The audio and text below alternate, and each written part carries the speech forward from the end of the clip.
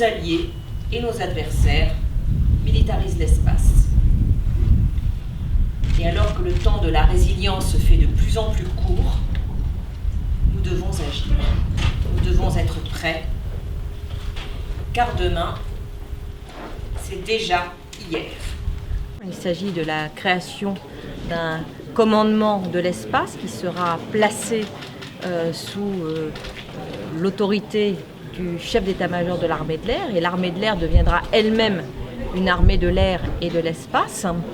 Et ce commandement de l'espace aura pour vocation de fédérer et de mettre en synergie des compétences qui sont aujourd'hui extrêmement dispersées et disséminées au sein des armées.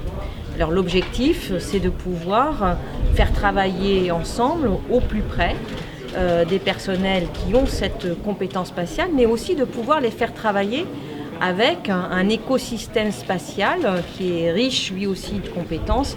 Et Toulouse est évidemment le cœur de cette compétence spatiale. La guerre des étoiles n'est pas une fiction, elle n'a pas du tout la forme que lui montre Hollywood au quotidien.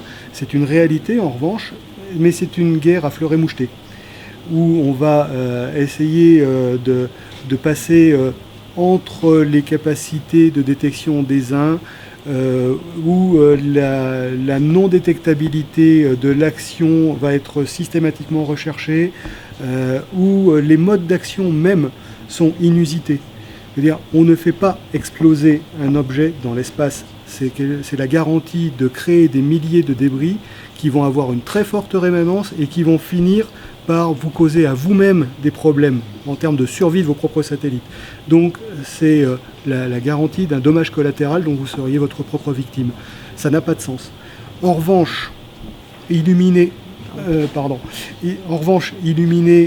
un satellite avec un laser pour adresser derrière un message vers le fautif qu'on veut, je dirais pas punir à travers ce mode d'action, mais auquel on veut adresser un message fort, il est intéressant parce que il peut être gradué, il peut être rémanent ou peu rémanent, voire définitif, et bien sûr, un laser de forte puissance peut éventuellement causer des dommages irréparables sur un baffle de prise de vue.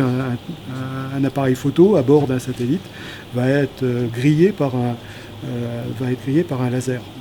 Donc c'est un outil très intéressant à mettre en œuvre à titre d'effecteur contre quelqu'un qui voudrait nous nuire dans le domaine spatial.